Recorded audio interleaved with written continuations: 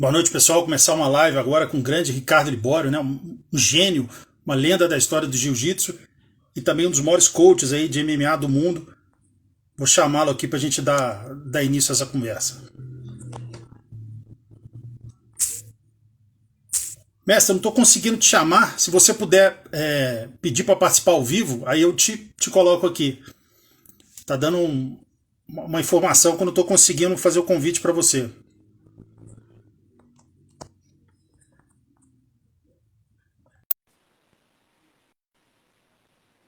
Agora consegui chamar o mestre.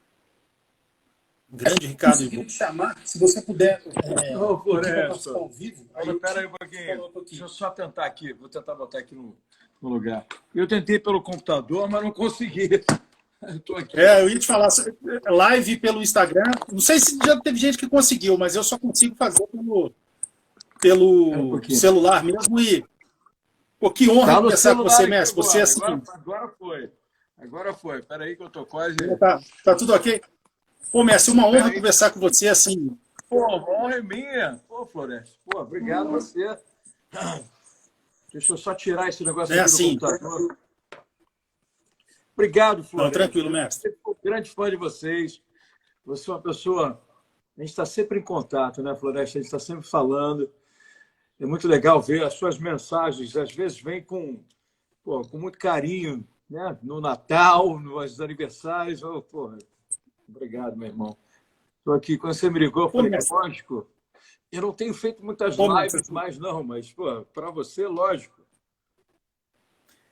Não, muito obrigado pela amizade, né, pelo carinho. Assim, você é uma pessoa que sempre quando eu via, mesmo nos anos 90, sempre via daqui de Belo Horizonte uma entrevista com um rapaz chamado Libório, aí depois seu cabelo começou a ficar grisalho mais cedo com o pessoal. Aí eu, caramba, Floresta, o problema não é cabelo branco, cara. O problema é falta de cabelo. É isso que é o esse que é o problema. Enquanto tiver branco, ainda dá para pintar. Começou a cair é o problema, né, cara? E tem sempre um chapéu para poder. É o que resolve, né? Com a falta de cabelo. Então, e sempre eu vi e as entrevistas e tudo, e o Carson daquele jeito dele, mais bichão, falando alto, e você, né, um contraste, né? Você assim, mais calmo, daquele jeito. Assim, era muito, muito engraçado esse tempero, né? Cada um de um jeito, e todo mundo ali se entendia bem. E sempre quando eu vi as entrevistas, você super educado, e depois eu fui entender a sua história, a sua grandeza dentro do mundo de jiu-jitsu, a sua história que você abriu mão do concurso do Banco do Brasil por um ideal. Então, assim, você sempre foi uma pessoa muito idealista, muito corajosa, né? Então, assim, eu realmente sou muito admirador da sua pessoa e depois, com a convivência das entrevistas, sempre numa educação, quando você não podia ser, nossa, hoje eu estou indo fazer um seminário, mas semana que vem você entra em contato, que vou fazer com certeza. Sempre assim, numa educação, numa gentileza, que é um negócio até comovente. É que eles chamam de golden rule aqui, né? Tratar as pessoas da mesma maneira que você gostaria de ser tratado, né? É a regra número 1, a regra de ouro daqui. Não, eu que te agradeço mesmo. Você sempre foi essa mesma pessoa, Floresta. Sempre foi. Como te falei, você é uma daquelas pessoas que, mesmo quando você não quer nada, você está mandando um alô, está mandando um abraço. Isso é uma admiração. Só deixo claro isso aí para você, que é uma coisa bonita. Quando você me ligou, eu falei, lógico, meu irmão, vamos conversar. Lógico, vai ser um prazer. Que bom. Obrigado, Floresta. Porra, obrigado por tudo. Né? Mestre, vamos começar esse bate-papo. A sua relação, né? Você é um nome histórico dentro do jiu-jitsu, mas você começou diretamente no jiu-jitsu ou você chegou a treinar alguma modalidade marcial anteriormente? Não, eu fiz antes. Eu comecei com 4 anos no judô. Aí eu fui de 4 aos 10 anos no judô. Aí, do judô, eu comecei a pegar onda. Olha só. Aí, do judô, morava ali perto de Copacabana, comecei a pegar onda. Aí, de lá, eu comecei a fazer, cara, boxing. Fiz boxing um tempo e depois taekwondo. Não, na verdade foi o contrário. Foi taekwondo.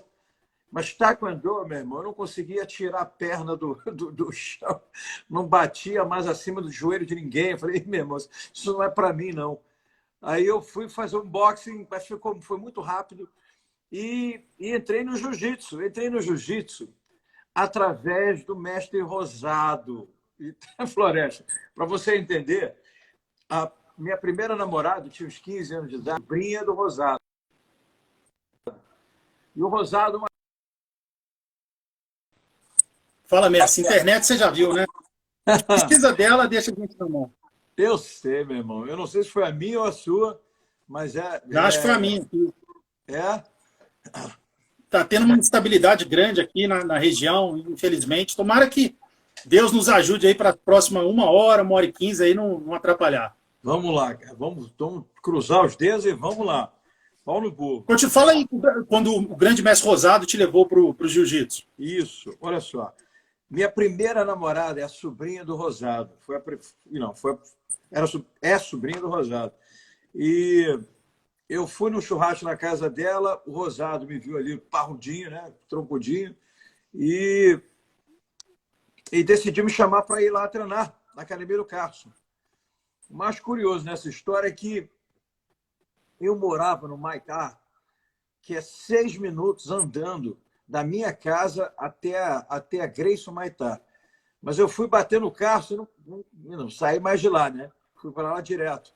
Mas quando fui para lá, meu irmão, eu já fui com o Rosado. O Rosado me mostrou o primeiro armlock. Não podia ser melhor, né? Não podia ser melhor. Eu, quando fui para lá, para o Carson, eu já fui como sobrinho do Rosado, né? E já fez uma grande diferença.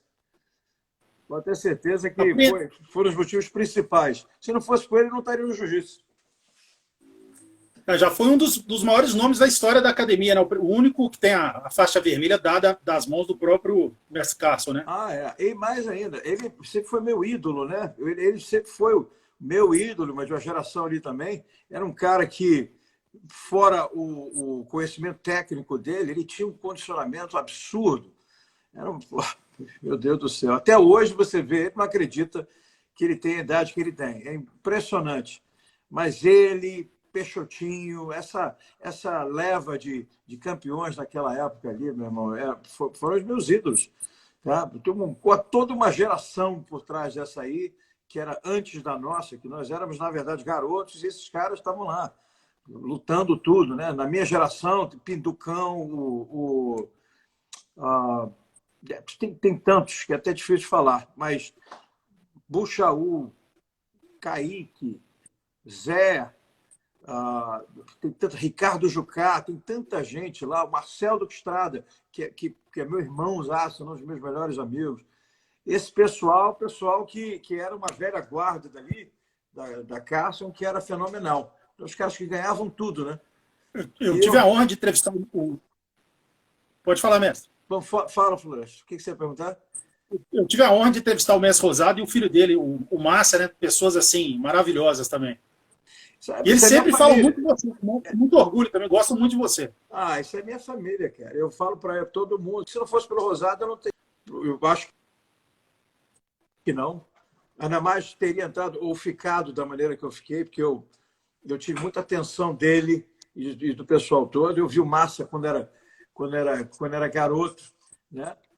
E hoje em dia, um monstro sagrado do esporte, um cara que sabe muito, dá aula como ninguém também, e mantém o legado, né? do nosso mestre em si, entendeu? O Murilo chegou antes de mim. O Murilo estava lá antes de mim. Alguém perguntou sobre o Murilo. O Murilo chegou antes de mim. O Murilo estava lá numa época... A gente tem quase a mesma idade, mas o Murilo chegou lá criança. Eu cheguei lá com uns 15, 16 anos de idade. E o Murilo já estava lá desde faixa amarela. Entendeu? Eu já fui direto para faixa azul. E eu fiquei muito amigo do De La Riva. Juju. Que saudade. Beijo, Ju. Ju, a esposa do Parrupinha. Isso é uma família que eu deixei lá embaixo. Grande Parrupinha. Bem, voltando coisa, eu fiquei muito amigo do De La Riva. Muito. Então, eu e De La Riva, tem uns 2, 3 anos. Te amo também, Ju. 2, 3 anos acima de mim, eu era muito colado com ele. E eu namorava a Patrícia e apresentei a Márcia, que é a esposa do De La Riva, para ele. Então, a gente andava sempre juntos. nós estávamos sempre juntos. Então, eu cresci, aprendi muito com o De La Riva, cara. Muito do jiu-jitsu que eu tenho tem a ver com o De La Riva, porque o Carson tem essa passagem, o pessoal jogando por cima, né? E o De La Riva é guarda. Eu fazia guarda e não era um cara, eu era de porte médio, né? 80 quilos, 79, 80 quilos, mas sempre... Tim Mike, the guys from Los Angeles. Tem tanta gente aqui do inglês aqui também. Hey, Mike, say hi to everybody there. Fica à vontade, mestre. Teve uma pessoa que falou, não, que pena que eu vou ter que aprender o português em 1 minuto aqui para poder entender o que vocês estão falando. Mesmo, deixa eu aprender. Vontade que ele estava de linda, gente. escutar você. Eu falo isso sempre, porque nas coisas que eu estou envolvido hoje em dia, Floresta, tem a ver com ensinar. Eu consegui botar o jiu-jitsu como uma aula de crédito dentro da universidade, aqui nos Estados Unidos. Na Flórida foi a primeira vez. Mas isso deu um volume tão grande, e é tão legal para você ver essa transformação, essa aceitação cultural da coisa, entendeu? Isso é muito legal, cara, porque, vou te falar, pô, parece brincadeira, mas não é, Floresta, olha isso. Eu tô com 4 aulas de crédito, cada uma tem 40 alunos, tem 40 alunos em cada aula dessa. E eu te falo uma coisa. Se eu te falar que 50% desse pessoal, 50%, nunca viu um mata-leão. Meu irmão, eu fiquei chocado. Sem brincadeira. Olha a roupa. A roupinha. Grande abraço para ele. Esse aí é um dos melhores coaches que já existem. Cavaca, cara. Esse aí também é outro... Bom, falando Parrupinha é um dos melhores coaches que já existiu, cara, de jiu-jitsu e MMA, viu?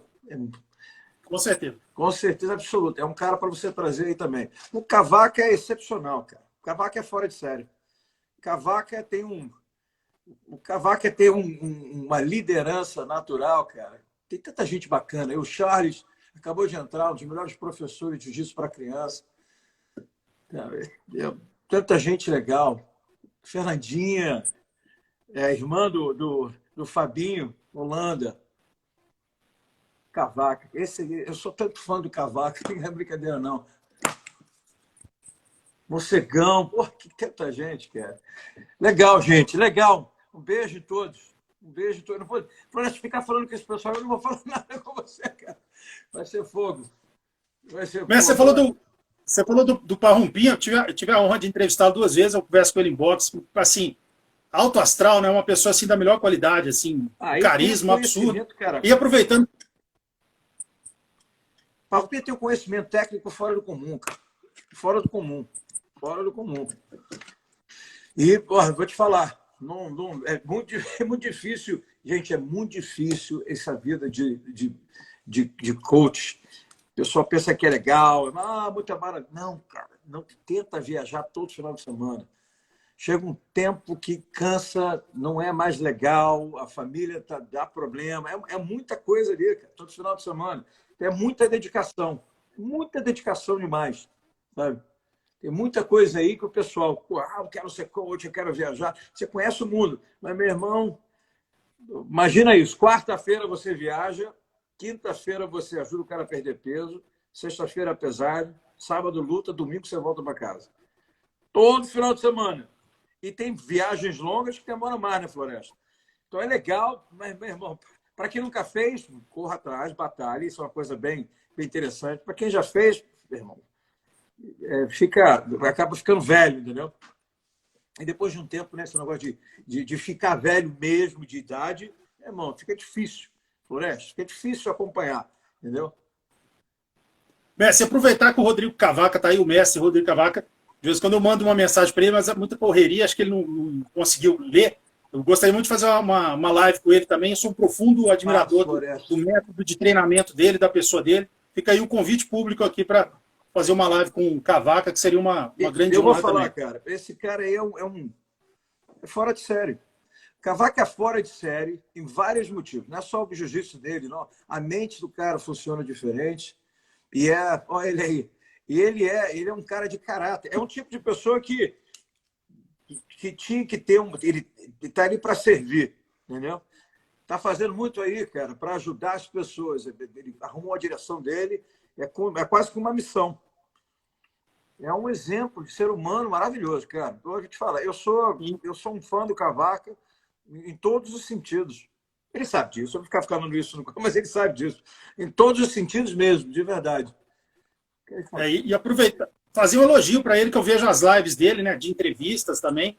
É assim, uma postura, né, uma fluência verbal. Você vê que é uma pessoa extremamente inteligente, bem diferenciada. Mestre, agora, fazer uma pergunta para você. Você entrou na academia rapidamente, eu sei que você não vai falar isso, mas você é um dos fenômenos do jiu-jitsu, até porque com 2 meses de jiu-jitsu, você já estava competindo e foi campeão. Fala um pouco para a gente dessa ascensão sua dentro do jiu-jitsu. Eu caí no jiu-jitsu de uma maneira, foi bem particular. Eu, como fui com o Rosado e fui apresentado de uma maneira bem legal, vou te falar, eu me encontrei. Foi aquele meu lugar onde eu senti que isso aqui, essa é a casa, é onde eu me divertia, como eu me sentia verdadeiro. Os meus amigos estavam ali, então eu cresci dentro daquele ambiente, cara. Às vezes eu vejo isso, porque é uma analogia bem importante. Eu cresci dentro desse ambiente e com uma geração muito maneira, né, cara? A minha geração foi a geração de Murilo Bustamante, de Amaury Bittetti. Amaury Bittetti é um monstro, cara. De Amaury Bittetti, de Walid Ismail, de Bebel Duarte, de tanta gente alto nível, Braulio Cassalati, que é um cara mais velho que eu, mas ver esses caras lutando, tanta gente de alto nível, Zé Mário é outro cara também de alto nível, e ver esses caras lutando, acompanhar esse negócio foi uma coisa, foi um privilégio, cara.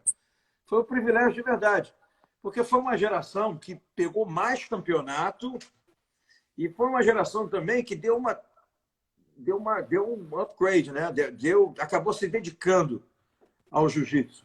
Foi uma geração que antigamente a maioria dos competidores em si também, o pessoal trabalhava, era que nem eu. O pessoal trabalhava, mas treinava. E eu tinha uma vantagem, Floresta, porque eu amava tanto fazer esse negócio que eu acordava às 5 horas da manhã, 7 horas da manhã eu estava treinando no Del Riva. Depois disso, eu voltava, comia, meu irmão, almoçava dentro do Banco do Brasil, trabalhava no Banco do Brasil, então almoçava dentro do banheiro, às vezes, almoçava, comia rapidamente, pegava a moto, tinha uma CB 400. Eu ia da cidade lá no Rio, da cidade até Copacabana em 13 minutos. Fernandinha falando. Mestre, teu irmão não apanhava de ninguém, Fernando. Porra, Fabinho, aquela Kimura desgraçada. Eu tinha uma Kimura. Bem, vamos lá. Aí, porra, eu treinava de tarde, aí eu fazia faculdade, voltava lá à noite o mais rápido possível. Meu irmão, era fácil para eu fazer isso, porque eu amava tanto. E se eu não fizesse, eu pirava, cara. Jiu-jitsu sempre foi minha terapia, entendeu? Para mim, sempre foi a terapia. Mestre, agora falar um pouco do Mestre Carson. Logo que você conheceu ele, começou a dar os treinamentos, os seus treinamentos eram diretamente com ele ou eram mais com os instrutores ali, o Marcelo Alonso, enfim? Fala um pouco para a gente sobre isso. Muita gente tem essa curiosidade. Na época era Carson, mas o De La Riva tinha uma época que ele estava lá. Como é que funcionava esse negócio, cara? Era assim, tinha a aulinha no 302 e tinha a aulinha e tinha o treino no 301. 301, que era a sala dos casca-grossa, eu entrava a convite. Então,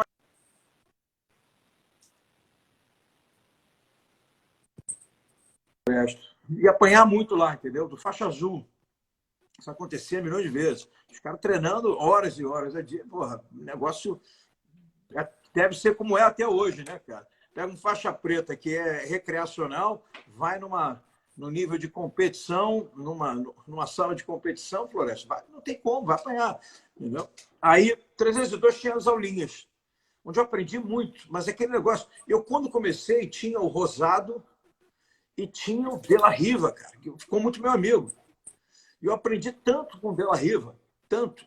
Eu e Bebel, a gente tinha aula com o De La Riva na parada, entendeu? E tinha gente que E uma galera treinava casca grossada toda lá no 301, que era uma coisa fora do comum, né, cara? Ali era loucura, era porrada, entendeu?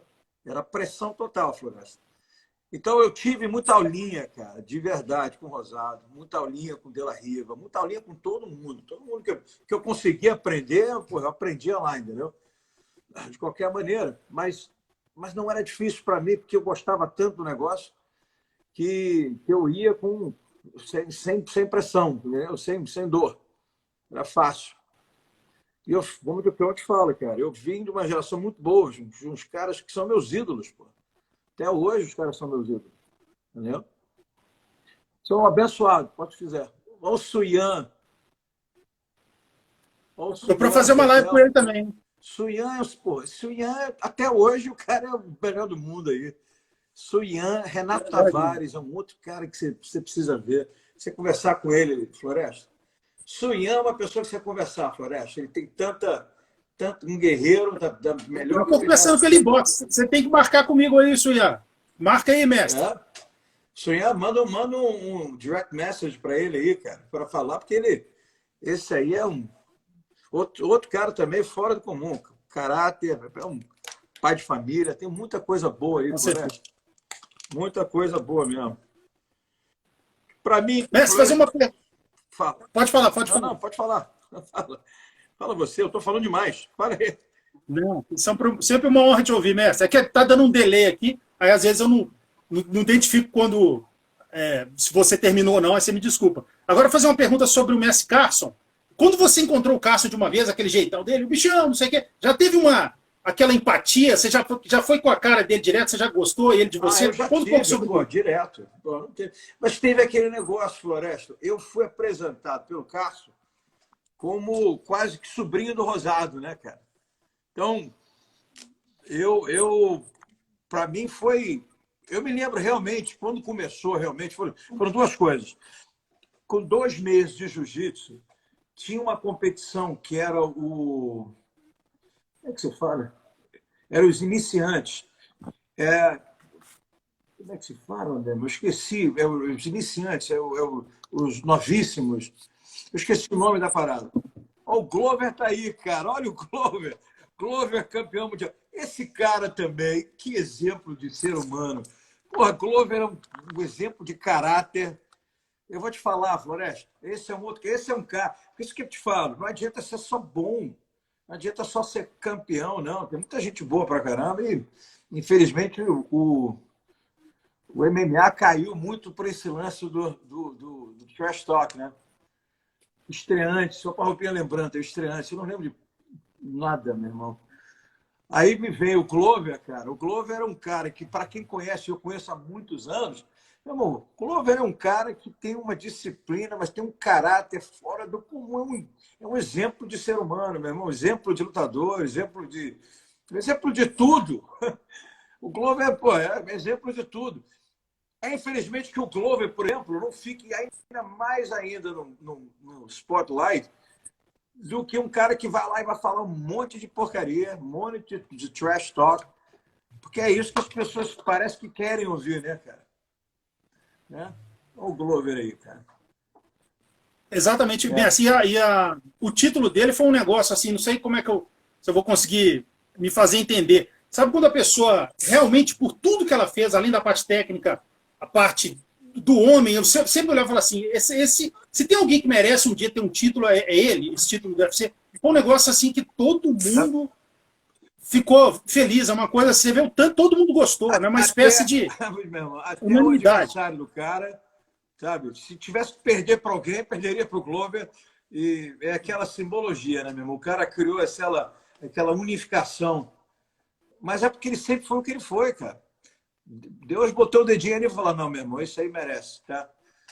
E é um ser humano maravilhoso, cara. Meu irmão, é outro cara também. E eu gosto de falar bem das pessoas, Floresta, não gosto de falar mal, não, cara. Eu acho que é muito mais construtivo e elevar o ser humano do que botar para baixo. Infelizmente, botar para baixo é o que dá notícia, né, cara?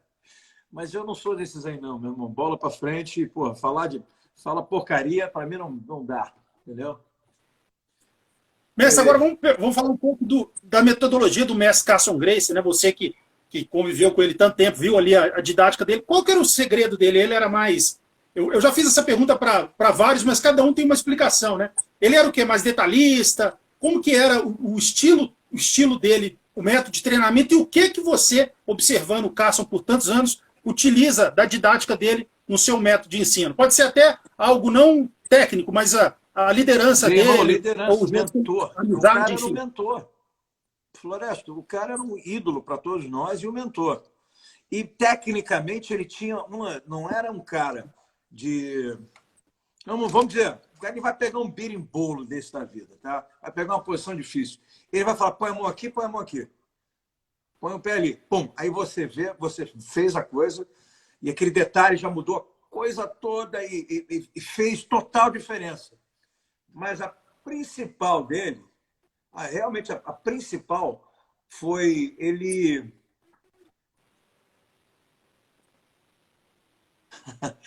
O Cavaca está perguntando aqui como é que foi o dia da faixa preta. Eu conto aí. Bebel estava do lado. Bebel, você tem história. Depois eu conto essa história, eu já conto já. Mas tem um lance. O Cássio tinha uma liderança, meu irmão. Ele parecia... Me contaram esse negócio, uma boa análise, fazer uma analogia desse negócio, é que nem os cubanos. Quando o Fidel Castro entrava numa sala, meu irmão, porra, nem o que sentia, entendeu? O Castro entrava dentro daquele 301 ali, dentro da sala de treinamento, meu irmão, porra, cara, o teto desabava. Era porrada, como é que não interessa se você está desavisado, você está de costas para a porta e o Carson entra, você se prepara, você dá até para saber que o cara entrou, que tem uma massa, tem um volume, entendeu? É impressionante, cara. Aí ele... Bem, vamos te falar o que o Cavaca me perguntou aqui. Bebel estava lá comigo. Hoje em dia tem, sabe, passagem de faixa, o cara tem uma cerimônia, recebe isso. Cara, eu ganhei minha faixa preta depois de ter ganho o brasileiro ali do Mameluque. E eu ganhei o absoluto. Perdi o peso e ganhei o absoluto. Foi quando eu lutei com o Léo, Castelo Branco. Foi aí que começou essa rivalidade, eu e o Léo, que é um cara que eu sou admirador demais dele. Esse é outro cara também que só tem coisa boa para falar do cara, meu irmão. Só. Como atleta, como pessoa. Eu não estou aqui para falar mal dos outros, não, mesmo. Eles querem, mas o Léo é um cara, não só um dos melhores lutadores que eu já competi, mas com certeza, mas é outro cara também que de caráter é fora de série. Eleva o esporte. Não, nessa de ganhar a faixa preta, meu irmão, eu desci lá, o Cássio falava assim, meu irmão, quando alguém chegava perto, você não podia pedir faixa nunca, né? Isso é notório. Pedir uma faixa para o cara, meu irmão, por 2 anos, no mínimo uns 2 anos, você vai ficar naquela faixa. Aí o Bebel, cara, era o cara que botava pilha no Cássio para me dar a faixa preta. Aí o Cássio falou, ô Bebel, tu é um cafetão de faixa? Tu é cafetão de faixa? Sai daqui, Bebel! E jogava a mão assim para cima. Ô, Bebel, sai daqui, Bebel. Porra, tu é cafetão agora, porra. Sai daqui. Aí um dia eu estava lá tomando, eu estava lá embaixo, o Carson conversando com alguém. Eu esqueci quem era, mas é um dos amigos dele lá. E eles rindo pra caramba. Rindo e tomando um açaí. Ele rindo, meu irmão, tomando açaí, a boca toda roxa. Né? E eu parado ali do lado, o Bebel tentando falar com o Carson, né? Ô, Cássio, pô, tá na hora do Libório, tentando fazer aquela cafetinagem. Aí o Cássio chega, começa a conversar com o cara, me deixa ali esperando assim, uns 15, 20 minutos, uma coisa assim, meu irmão, como se não existisse. Né? Aí chegava aí, rindo pra caramba com um amigo dele, a boca, ele bora, vem com a faixa preta amanhã. Aí voltou lá e começa a tomar açaí, e cospe o açaí, começa a rir, como se fosse a coisa mais... Eu acabei de ganhar a faixa preta, que para mim era tudo, né? Era tudo na vida, e para ele foi... Ele começa a rir, está rindo do coisa, voltou como se não existisse, meu irmão. Hoje em dia tem toda a cerimônia, hoje em dia tem toda uma simbologia de passa para lá. Pô, o Cássio, acho que o Cássio nem se lembra que me deu a faixa preta. Se eu fosse pelo Bebel, e voltou a tomar a açaí dele como se nada tivesse acontecido. Pô, eu lembro isso até hoje, meu irmão. Foi bem diferente. Essa foi a minha passagem de faixa para faixa preta. Mestre, aproveitando que o grande Parrumpinha está aqui, né? E ele também é um que tem um dos melhores causos com o Carson, sempre o Parrumpinha está ali no top 5, tá o Parrumpinha, o Vinicinho. O pessoal Pô, conta Vinicinho é uma as histórias memória. mais engraçadas. Esses caras Conta contaram uma aí também, de né? coisa, Floresta, que eu não lembro. Eles falam coisas que eu não tinha a mínima noção. Eu sou horrível. Minha memória, é Alzheimer batendo forte. Eu não lembro de nada, cara. Nada. Mas conta uma história sua com o Carson, que quando você lembra dele, você pode estar no chuveiro, você começa a rir sozinho, enfim. A que mais te marca com ele? Aquele negócio que o Valide estava na parada, meu irmão. Eu tenho cenas do Cássio, assim, que tem algumas bem engraçadas, cara. Que o Cássio era o seguinte, cara. O cara era bruto. Bruto, Floresta. Bruto é a palavra certa. Entendeu? Engraçado, bruto. E ele tinha, com mais sentimento que ele tinha, ele era um cara tão bruto, tão honesto, que ele falava tudo na frente ali mesmo. Aí, isso é uma verdade. Tinha um amigo nosso, né, Caixa Grossa da Pesada, lá não vou falar quem é exatamente não, mas quem sabe de lá sabe que é. Foi treinar e treinando, cara, sem cueca, a calça do cara rasgou.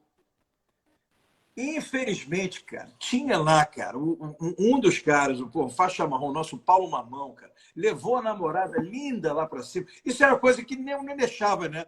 Não deixava a mulher entrar lá no 301, porque a porrada comia, falava merda. E o Paulo Mamão levou a namorada dele lá para cima, cara, sentando no banco lá no coisa. Aquela cena, o cara com a calça rasgada, passando a guarda do outro, com a bunda para cima e tudo aparecendo.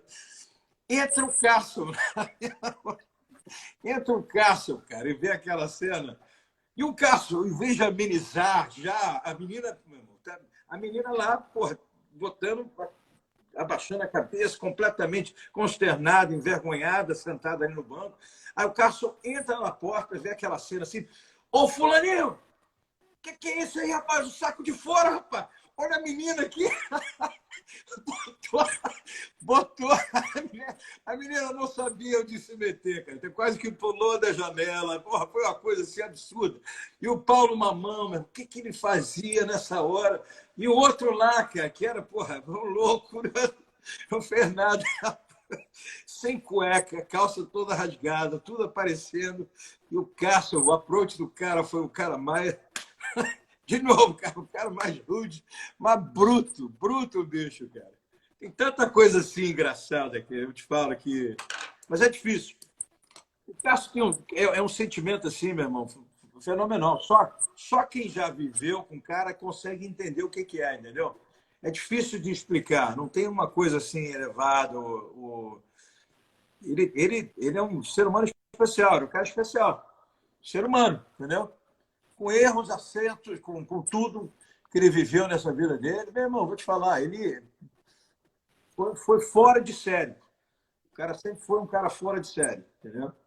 De verdade. História fantástica. Uma vez eu fiz um corte, acho que faz um mês atrás, eu fiz o corte das entrevistas que eu fiz. Sempre eu faço essa pergunta quando entrevistam um preta dele como o Parrumpinho, o Vinicinho, enfim, todo mundo que eu já entrevistei, Bedel. Eu entrevistei acho que todo mundo ali, desde a primeira geração. Quase todo mundo. Essa história, Floresta, de verdade. Eu nunca vi o Cássio com tanta raiva. Eu vou te falar, cara. Eu acho até que ele bateu nele, mas não sei como é que foi isso. Meu irmão, o Cássio está lá embaixo. Eles tinham um açaí embaixo da academia do Cássio. E uma vez, acabou o treino, Vinicinho e Parrumpinha tomando banho. E eu trocando de roupa dentro do banheiro. O Vinicinho, cara, começa a gritar lá de cima.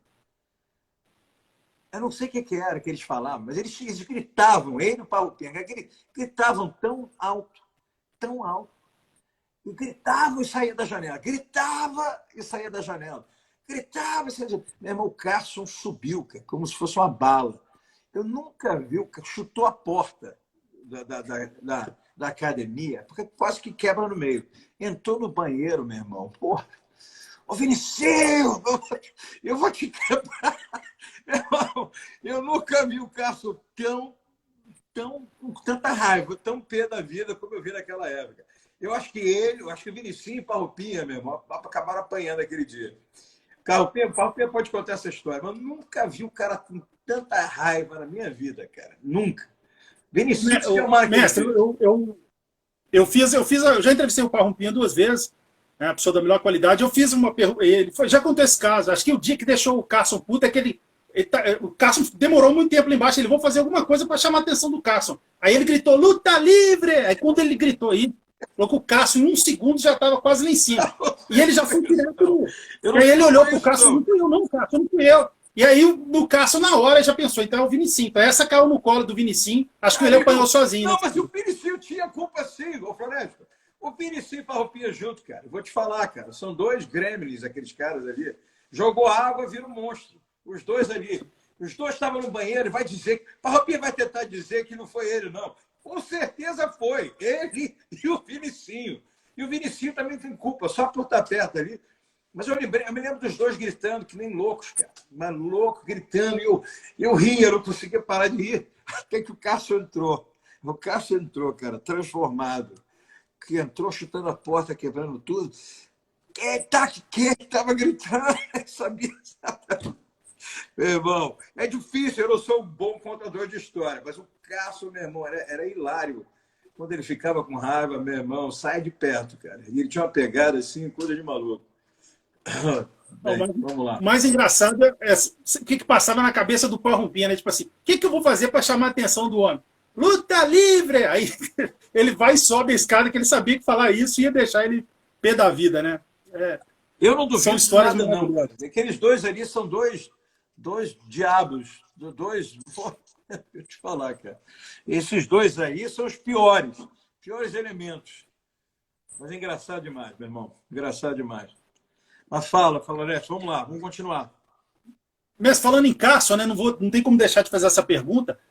Sei que são várias qualidades, generosidade, enfim, uma pessoa desapegada a coisas materiais, mas se você pudesse definir o Cássio, a grande característica dele, não na parte técnica, na parte humana, assim, que sempre você vai lembrar altruísmo, enfim, você que fala, qual que seria a grande característica dele, a qualidade como homem?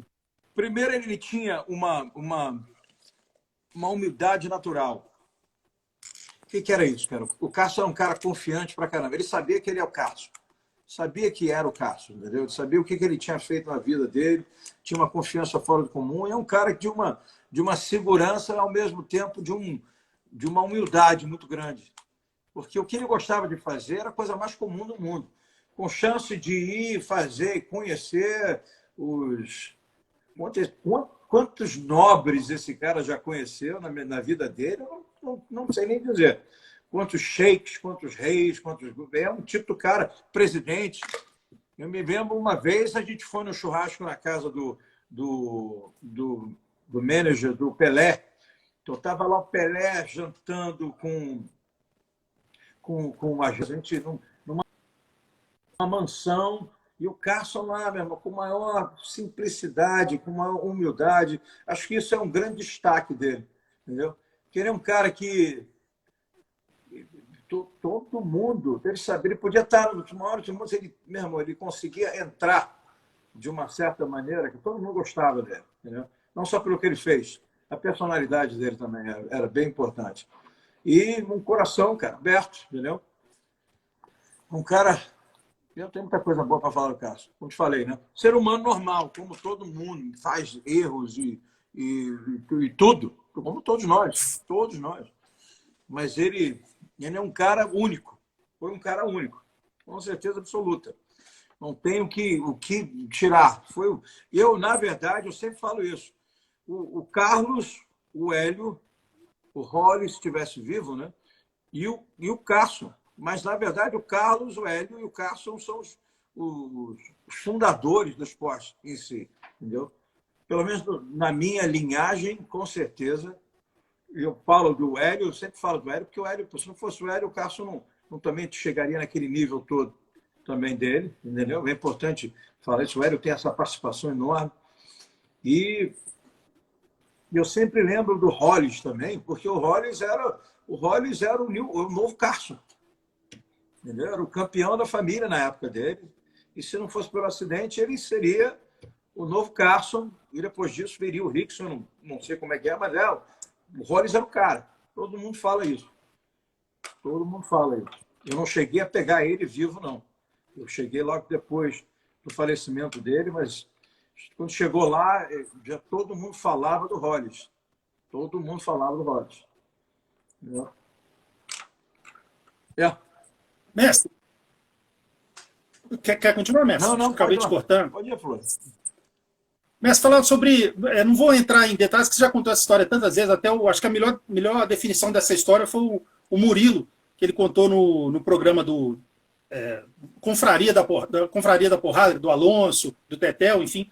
E aí ele contou bem detalhadamente a história da saída de vocês da Carson, que, enfim, que na verdade o Carson que expulsou vocês, e muita gente não sabia exatamente como é que é essa história, mas como que foi para você na época? Isso para mim foi uma surpresa. Daquele... Na época eu estava lá com o Murilo no corner dele, e isso foi uma surpresa. Quando a gente descobriu, a gente decidiu não contar para o Murilo só depois da luta, né? Mas foi uma surpresa para todo mundo. E eu e Murilo fomos lá. Conversar com o Carson. Meu irmão, não tinha sentido ele fazer isso. A gente estava lá desde moleque, porque coisas daria para se resolver, entendeu? E, bem, ele decidiu que não, que já era coisa que ele já tinha na cabeça, por influência ou não influência. No final das contas, a decisão é dele. Mas ninguém queria sair de lá, não, cara. Ninguém, de maneira nenhuma. Eu sei que não. Eu tenho certeza que eu não queria, entendeu? Para mim era muito mais fácil, Floresta, pelo seguinte: eu não lutava vale tudo. Eu não tinha como lutar vale tudo, principalmente porque eu trabalhava no banco. E não tinha como ficar na associação do vale tudo, porque eu perdi o emprego. Então eu não tinha que pagar para o Carson, não tinha porcentagem nada para pagar o cara, entendeu? Então, um contrato de porcentagem, que era o maior que gerou o problema maior, né? Foi o contrato. E eu não tinha muito a ver com esse contrato.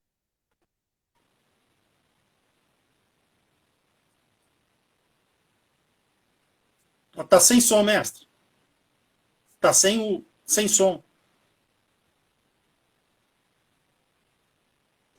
Desculpa, Será que alguém te ligou? Ah, não, voltou. Voltou? Desculpa. Então, o que eu te falo é que eu não tinha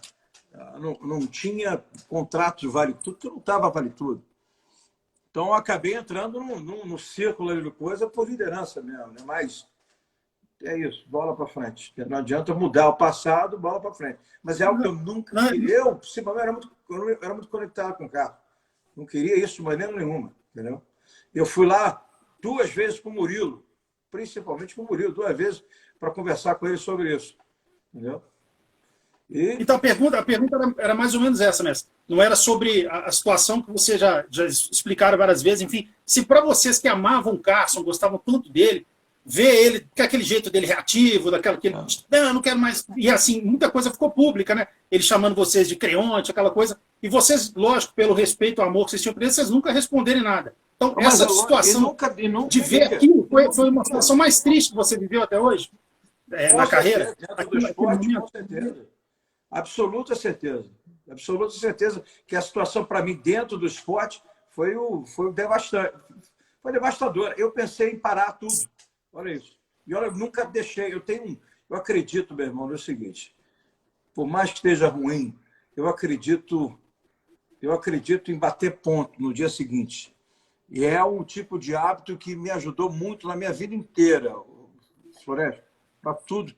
É pensar no amanhã e deixar o passado no passado e ter uma chance de voltar novo no dia seguinte. Esse negócio de bater o ponto no dia seguinte, voltar no dia seguinte, meu irmão, e continuar indo, meu irmão, isso é segredo de sucesso para qualquer um.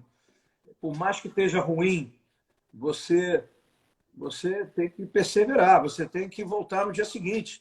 Você tem que baixar a cabeça e botar as coisas no poder superior, acreditar em alguma coisa que às vezes não é para ser e bola para frente.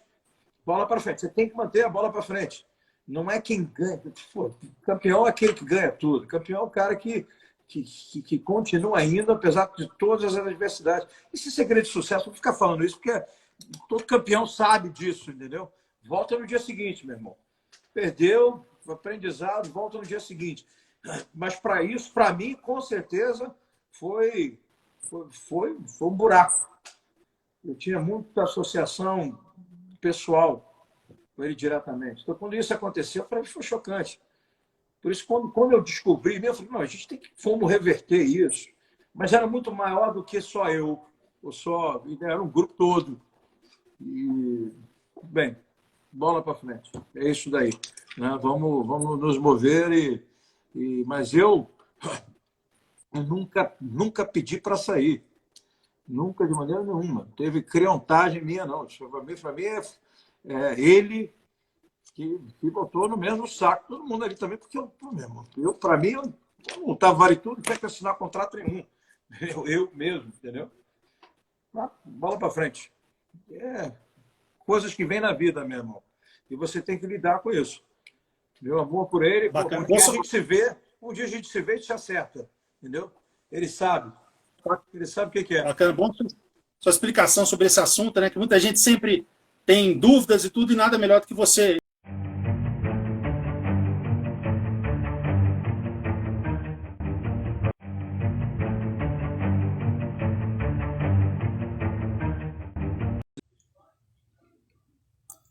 Olá pessoal, boa noite. Fazer a segunda parte da live com o grande Ricardo Libório, né, um dos maiores nomes da história do jiu-jitsu.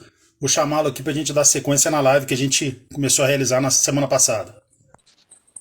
Opa, tudo bom, meu irmão? Tudo bem? Tudo ótimo, mestre. Da sequência àquela live da semana passada, né? Não sei, meu irmão. Aquilo foi uma confusão danada. Eu acho que o meu telefone superaqueceu e fechou completamente. Eu pensei até que tivesse quebrado, depois de um tempo voltou ao normal. Mas eu acho que eu botei para carregar ao mesmo tempo e superaqueceu lá, meu irmão. Deu uma pane.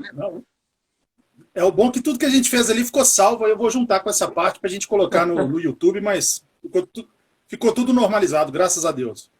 Você está me ouvindo bem? Tá ótimo, né? Só a imagem. Perfeito. Tá, que show. Vamos lá, meu irmão. Vamos continuar lá de onde a gente parou.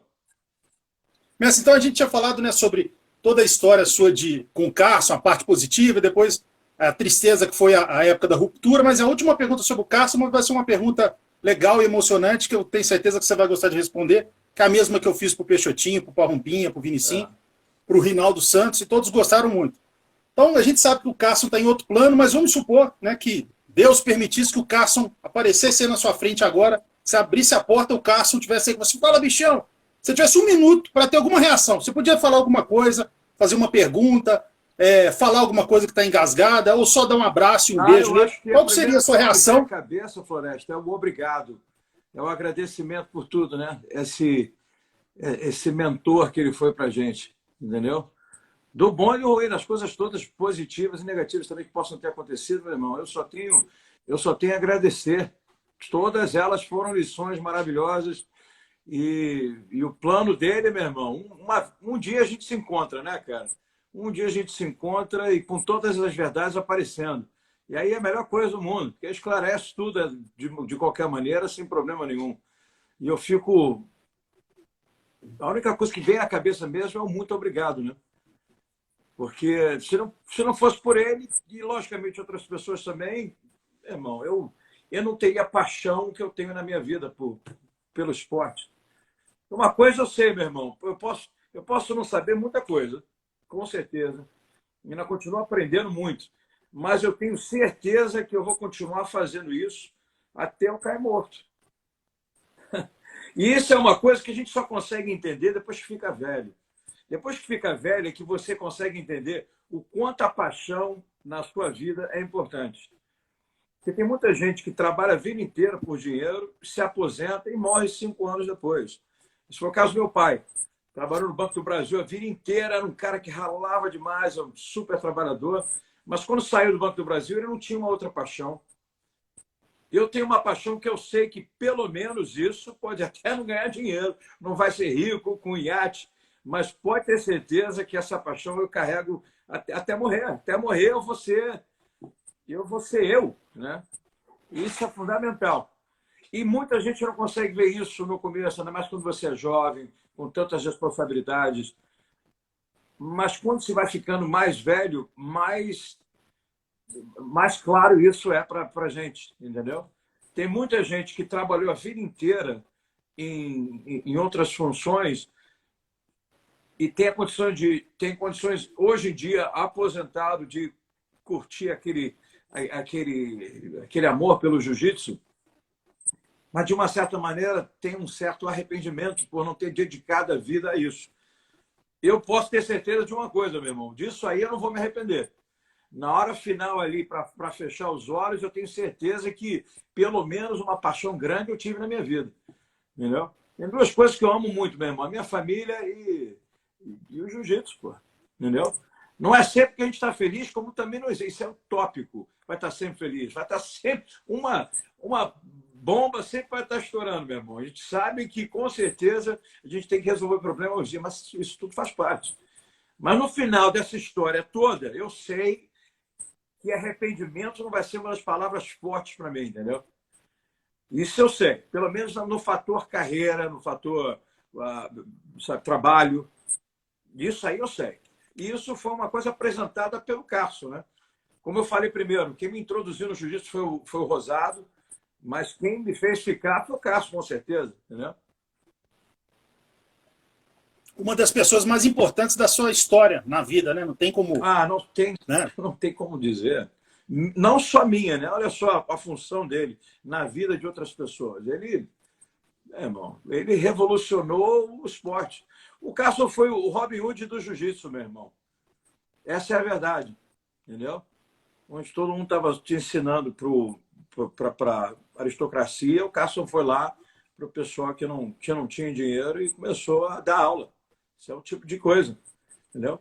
Mas, mesmo assim, entenda bem, existe uma evolução no esporte total e completa. Como eu falo, a evolução do esporte em si, começando pequeno e tomando uma dimensão como carreira e oferecendo... como você, meu irmão, Floresto, você é um historiador do esporte. Vamos dizer que isso seja uma carreira em si, entendeu? Trabalhar na mídia é algo que foi oferecido há pouco tempo, de uma certa maneira. Porque na minha época não existia mídia especializada disso.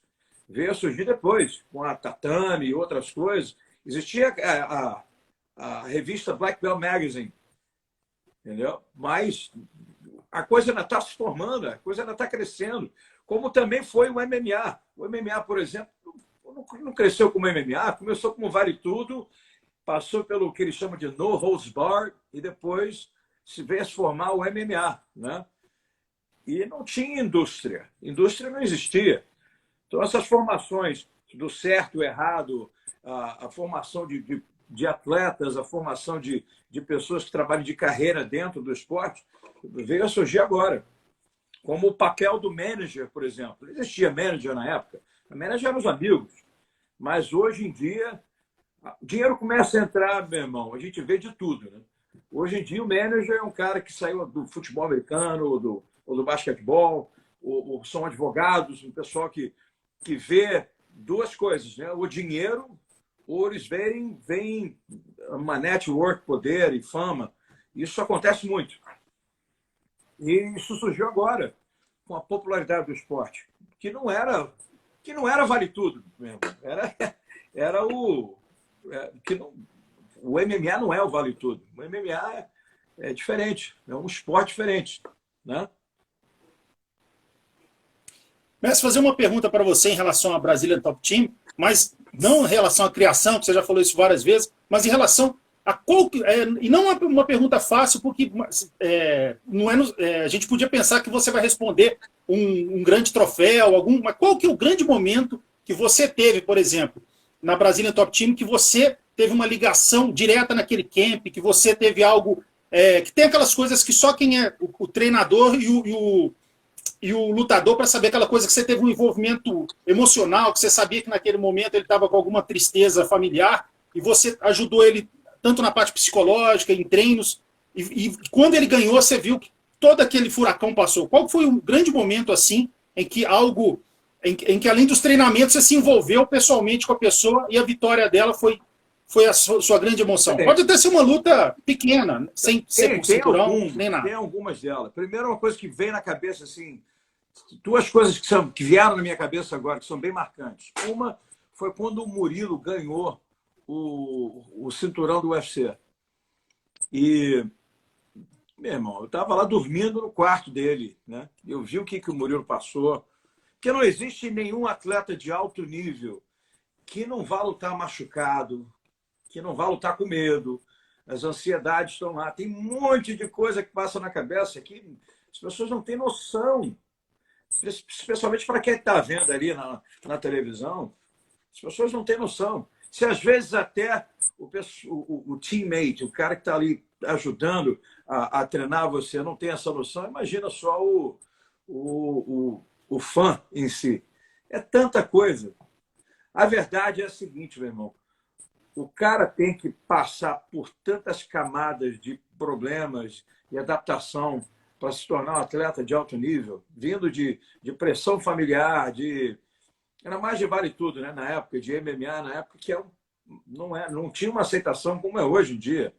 Eu acho que essa aceitação veio muito com Anderson Silva, com Minotauro, com José Aldo. Houve uma transformação do MMA nacional de uma época, quando o Anderson se tornou campeão e aquela popularidade que ele veio depois de um tempo, né? Porque o Anderson se tornou campeão, mas a popularidade dele veio bem depois, quando ele se tornou muito popular aqui na América também, né? É um registro aí da popularidade do esporte que parece que tem que se tornar americano para ser bem sucedido no Brasil, no resto do mundo, entendeu? E tem tanta gente que fez parte dessa formação do esporte em si. Voltando à tua pergunta, meu irmão, acho que quando o Murilo ganhou o UFC, ganhou o cinturão, foi o primeiro campeão brasileiro do cinturão de peso do UFC, meu irmão, eu estava lá. E eu vivi isso. Esse cara é meu irmão, né? Eu vivi isso completamente. Eu vi todos os problemas que ele teve para passar e chegar onde ele estava, até mesmo dentro da luta, onde ele teve que finalizar. Se lembra disso? Ele ganhou o cinturão com duas vezes. Duas vezes. Mas ele defendeu o cinturão depois com o Matt Lindley, onde ele teve que finalizar duas vezes, né? Exatamente. E mas foi uma alegria tão grande, meu irmão. Mas tão grande que não dá. E aí, quando você vê, realmente ama a pessoa, é quando você está tão feliz por ele, né? Eu estava tão feliz pelo Murilo, meu irmão, o cara que merece tanto, né? Outro cara que me veio à cabeça, e isso foi bem claro, meu irmão, foi quando o Rodrigo Minotauro lutou contra o Crocop. Eu estava lá, eu fiz parte do treinamento. E o Rodrigo, meu irmão, muita coisa que muita gente não sabe é isso. Olha só, o Rodrigo é algo especial. Por que o Minotauro é algo especial? O Minotauro é algo especial porque ele, dentro da academia, ele não é um monstro, meu irmão. O Rodrigo não é um Vitor Belfort dentro da academia, entendeu? O Vitor é um fenômeno, lutava, treinava bem com todo mundo, é um atleta fora do comum. O Minotauro, meu irmão, ele conseguia crescer dentro do momento da luta como eu nunca vi ninguém crescer. Eu nunca vi. Eu nunca vi um cara treinar desse nível e passar para esse nível aqui durante a luta. Eu nunca vi. Foi só o Minotauro. Às vezes eu tentando entender mesmo, porque às vezes o cara... Tem muita gente que é como trator, né? Aquele motor que vai indo, e não muda a diferença da rotação, mas no final ele está bem. Em vez de um cara que tem um carro fortíssimo, o gás acaba, entendeu? O Rodrigo não é nem o lance do trator, não, cara. Ele começa assim e ele eleva.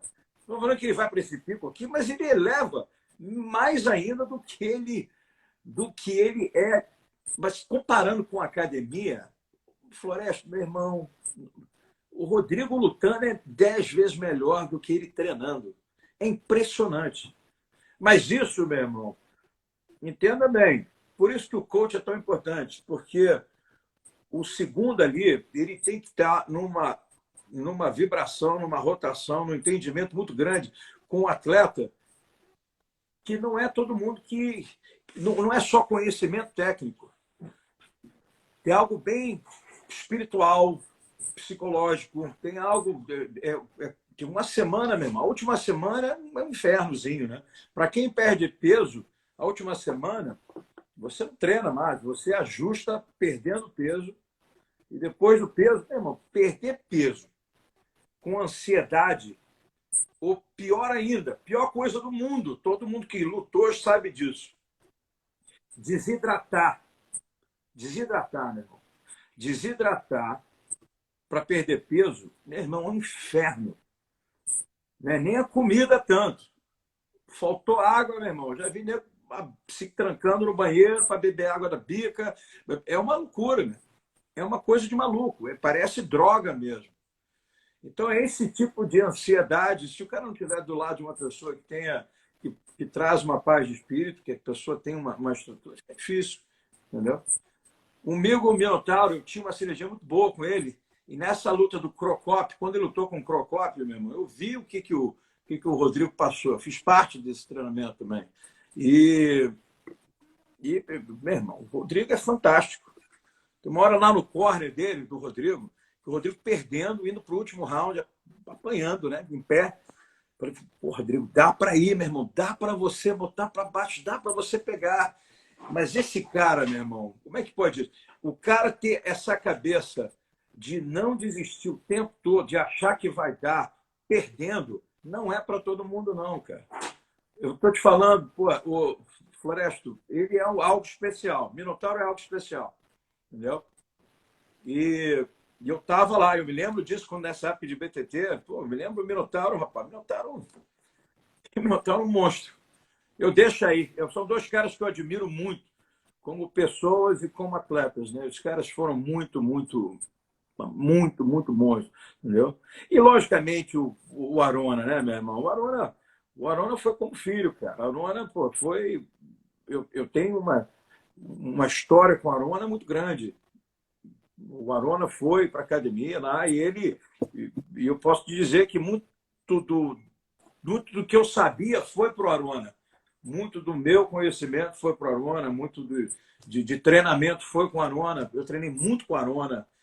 Eu mostrei muito com o Arona, aprendi muito com o Arona. Esse entrosamento com o Arona era uma coisa fantástica.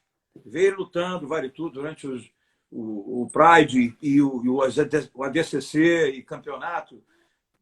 Pô, era um relacionamento muito grande, entendeu? Com todo mundo ali também, entendeu, Floresta? É muita história. Não dá para desassociar a pessoa no mundo do vale tudo, MMA, ainda mais o brasileiro. O brasileiro é mais emotivo. E eu vejo isso comparando a cultura americana, até mesmo um pouco da cultura europeia, porque eu tenho acesso aí, ainda mais internacionalmente, e eu vejo isso. E eu casei com a americana, eu vi cultura americana, tem uma diferença cultural muito grande nessa história, entendeu, meu irmão?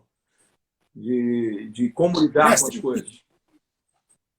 Messi, dois monstros, né, que queiram ou não, tem uma ligação direta com você. O Arona, que é você que graduou ele com a faixa preta, e o Paulão, que você foi um dos grandes responsáveis que você alertou ao Cássio. Já está merecendo e tal, que você ficou lá. Fala um pouco sobre a importância desses dois também na história ali da BTT. O Paulão, meu irmão, é um talento natural, entendeu? Talento natural. É um dos caras que a gente fala de... Se bem que o Arona também. Mas o Paulão era um cara natural. É um talento naturalíssimo, que não precisa fazer muito para poder estar no alto nível. Ele sempre foi coisa. E o Arona é um cara que era muito dedicado, que a gente não consegue ver isso, porque está de fora, não sabe o quanto de dedicação o Arona tem, entendeu? O Arona não só dedicado, como organizado também. É um cara que ia para o treino no horário, ele via... A gente tinha um treinamento, meu irmão, para você ver. Teve uma época que eu estava com uma academia na Barra, o Arona saía com um grupo de pessoas, ele, o Tubarão, o Matraca, o Eu tenho uma galera, o Gabriel, muita gente saía de Niterói para ir treinar na Barra. E a gente fazia horas de drills, cara. E horas, para depois voltar para Copacabana para treinar de verdade, fazer o sparring em Copacabana, para depois voltar para Niterói. Então a dedicação desse cara não foi à toa. O Arona é um dos caras que, como o Minotauro também, tá? Como o Minotauro também. É um Minotauro só tem esse schedule maluco, para quem conhece sabe o que eu estou falando. Tá? É o Minotauro Time, entendeu? Ele fazia os horários dele de madrugada, fazia as coisas dele. Tem histórias aí do Minotauro. Isso é uma história verdadeira. Vou falar para você uma história verdadeira. Isso aconteceu. O Arona não, o Minotauro me liga, a gente tinha marcado para poder ir treinar no Luiz Alves, Muay Thai. E ele me fala assim, ô mestre, eu estou saindo agora do aeroporto. Isso, pô, já 1 hora atrasado, né? 1 hora atrasado. Falei, porra, Minotauro, meu irmão, 1 hora atrasado, como é que você pode... Eu já estou aqui no Grajaú, meu irmão, pô, já esperando por ele. Passam-se algumas horas, ele me liga, falei, porra, meu irmão, 2 horas, não demora para vir do aeroporto até aqui em 2 horas. Rodrigo, você está maluco, eu já tinha ido embora, né? Ele falou, não, mestre, eu estava no aeroporto da Bahia, de Salvador. Ele me ligou do aeroporto de Salvador dizendo que estava no aeroporto. Mas, meu irmão, ele era para estar 1 hora já, por 3 ou 4 horas depois ele me liga. Isso é uma coisa que era natural dele e do irmão, cara. Eu acho até que isso veio a ajudar na luta dele, né, cara, na carreira dele, de uma certa maneira, porque, pô, os caras não tinham noção do tempo, cara, vou te falar, viu? O cara era fenomenal, mas ele sempre foi fenomenal. Minotauro sempre foi fenomenal, gente. Para quem teve a chance de assistir ele lutando, eu vou falar para vocês, é um dos maiores representantes que o Brasil já teve no Vale Tudo, no MMA e o Jiu-Jitsu também, né? Que é algo fundamental. E o Jiu-Jitsu também. Com certeza, mestre. Agora, para aproveitar todo o seu conhecimento ali, queira ou não, teve as pessoas que você teve o contato, que eram alunos, parceiros de treino, ao longo da sua história foram muitos, né? Desde da Carson, depois o pessoal da BTT, depois da American Top Team, depois também. Mas quais aqueles lutadores que não passaram pela sua mão, mas que você teve a oportunidade de ver ali pelo corner, que você, claro, na hora estava, lógico, torcendo para o seu atleta e tudo, mas você conseguia ter aquela admiração de falar, caramba, que cara talentoso, tipo o Fedor, o Crocop, o Caim Velasquez e outros. Tô só dando os exemplos aqui. Cara, mas você pode fazer sua lista. E fala disso de alguns que te impressionavam mesmo, que você ficava chocado com o talento, com a garra, enfim. O Fedor foi um. O Fedor foi um, cara, que não tinha como não notar que tinha algo especial ali. Ô, meu irmão, a gente ficava ali no backstage da parada, né? No camarim com o Fedor. E o Fedor, meu irmão, era acordado 5 minutos antes de lutar. 5 minutos antes, o coach dele acordava, ele acordava um pouco, fazia 5 minutos de manopla, Floresta, ia lá e saía na porrada com o Crocop. Porra, isso é uma coisa assim, eu não estou falando que isso seja o certo, o que todo mundo deve fazer, e eu não sei do treinamento dele em si, só o que a gente vê. De novo, tem gente que é muito talentosa e que continua, sabe, e que tem aquela disciplina de todo dia estar trabalhando demais e fazer a coisa acontecer. E essas pessoas, elas não caem de nível, não caem de nível, é notório. E tem os caras super talentosos, um Fedor desse da vida é uma coisa de maluco. Mas eu não sei do regime de treinamento dele anteriormente, entendeu?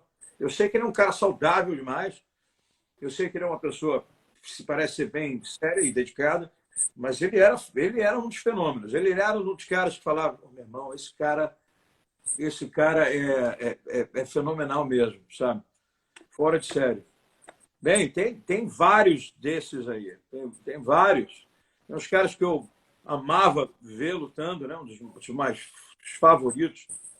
Um Chuck Liddell dessa vida. Eu sempre gostei de ver o Chuck Liddell lutando também. sabe? Sempre gostei de uma. Sempre me tratou muito bem também, o que facilita eu virar fã dele, né? E, pô, mas tem tantos, meu irmão, tem tanta gente que é até difícil falar, Floresta. É difícil apontar, né, cara? Eu vi. O Anderson foi fenomenal.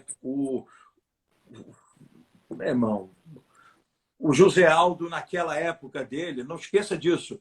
O José Aldo é um grande exemplo, porque o José Aldo, eu estava contra ele no corner, quando ele ganhou o título dele do WC contra o Mike Brown. O Mike Brown era o nosso cara. O Mike Brown tinha ganho 2 vezes do Uriah Faber, e o Mike Brown foi lutar com o José Aldo. E o José Aldo, meu irmão, o José Aldo ficou 10 anos, eu não sei quantos anos sem perder depois disso, sendo o José Aldo, entendeu? E é uma coisa triste até de ver, porque o José Aldo só veio fazer dinheiro mesmo, dinheiro internacionalmente, quando ele lutou com o McGregor dessa vida. E é algo a se pensar, né? Porque ele foi José Aldo, meu. Daquela categoria não tinha ninguém durante quantas décadas, né? E vem um cara com uma estrutura de marketing por trás, ou uma noção de marketing muito grande, e fez uma revolução. Tanto que o MMA mudou um pouco depois do Conor McGregor. Um pouco não, né? Mudou bastante em relação à maneira de agir, como se comportar. Parece que criou um blueprint de como se tornar famoso e ganhar dinheiro. O MMA precisa de um vilão, né? A gente precisa ter um cara que vai falar aquelas asneiras e vai ser o cara mau. E você vê aí, até hoje tem. Né? Mas falando nisso, né, até na época você ainda estava na American Top Team, que foi até o auge daquelas declarações até contra o nosso país que o Covington fez, e você foi um dos poucos que ali falou abertamente que você achava abominável aquilo, que estava indo para um caminho que não era um caminho certo, o exagero do trash talk, e hoje em dia continua alguns personagens assim fazendo esse tipo tendo esse tipo de conduta, né? E a impressão que passa é que tendo esse tipo de conduta é mais forte do que ter a parte técnica, né? Tem muita gente que vence, mas é um cara calado, e o cara que é o falastrão, ele já pula de degrau e já consegue um title shot. 100%, qual é a sua visão sobre isso? 100%. Isso acontece, você vê isso mais claramente. Isso também tem uma ligação muito grande com o cultural. E tem uma ligação muito grande com os números, né? Floresta, está provado que seu cara mal vai trazer olhos e prospecção, né? As pessoas, o que eles chamam aqui de asses and seats, vai botar a bunda na cadeira. O nego vai pagar para ver o cara se ferrar ou vai pagar para ver o cara ganhar. É o que é o natural, entendeu? O ser humano em si tem uma relação muito grande com vitória. Enquanto o cara estiver ganhando, o cara vai sendo admirado. Pode estar falando um monte de asneira. E isso é provado matematicamente, meu irmão. Matematicamente, o cara é provado que... Entenda bem. O cara tem que sair do comum para virar um personagem. Faz sentido? Quando o cara vira personagem, qualquer asneira que ele fizer, qualquer coisa que vier na cabeça, tem que botar lá do lado de fora para que ele tenha atenção, gere atenção. Isso é uma coisa que a gente vê isso. A cultura americana está muito voltada também, cara, com o pro wrestling, que é algo cultural, que as pessoas não conseguem entender. O brasileiro não consegue entender, cara, a influência do pro wrestling na vida do americano. Não dá para entender. E o americano tem um humor. O humor do cara vai dentro da inteligência em responder rápido e comicamente. Se o cara conseguir transformar aquilo em algo cômico, engraçado, ele ganha a atenção de todo mundo, ganha a admiração de todo mundo. E o que é fácil de entender, Floresta, é o seguinte: para o cara se transformar de ruim, de bad boy, para um cara maneiro, eu vou te falar, não demora muito, não. Ainda mais se ele estiver ganhando. Grande abraço ao pessoal todo aí que está mandando. Ai, Tetel, William, tem Marcelo uma Tetel, galera aqui. nosso Um grande amigo, mandou um abraço, abraço para galera. você. From everybody there too. Say hi. I'm not reading on it. Eu não estou lendo direito, não, gente, aqui. Tá? Mestre, você mandar um abraço que o grande Marcelo Tetel escreveu assim: Antônio Ricardo, irmão querido e ídolo de uma geração. Tetel. Tetel, isso é demais. Esse Tetel foi meu manager, cara. Tetel foi o cara que me levou pro Vale Tudo MMA numa época que eu saí do Banco do Brasil. Foi quando eu saí do Banco do Brasil que eu pude fazer alguma coisa também, né? E o Tetel estava lá do lado. Um irmão mesmo, um amigo. E boa pessoa. Sabe muito. William, outro investidor do jiu-jitsu brasileiro, meu irmão. O William é um exemplo. É um cara que investiu dinheiro no jiu-jitsu. Tetel, um beijo, meu irmão. Linhares também, outro querido. Vamos falar do William. O William Carmona investiu dinheiro no BJJ Bets para trazer a cultura do jiu-jitsu brasileiro e, acima de tudo, ajudar muita gente. Tajiba, meu irmão, fica com Deus, cara. Foi um prazer te ver aqui. Tajiba, o delegado Tajiba foi lá visitar a gente no Linhares. Um beijo, meu irmão. Mas é verdade mesmo, William, isso é pura verdade. Uma coisa que acontece aqui, Floresta, hoje em dia é isso, olha só.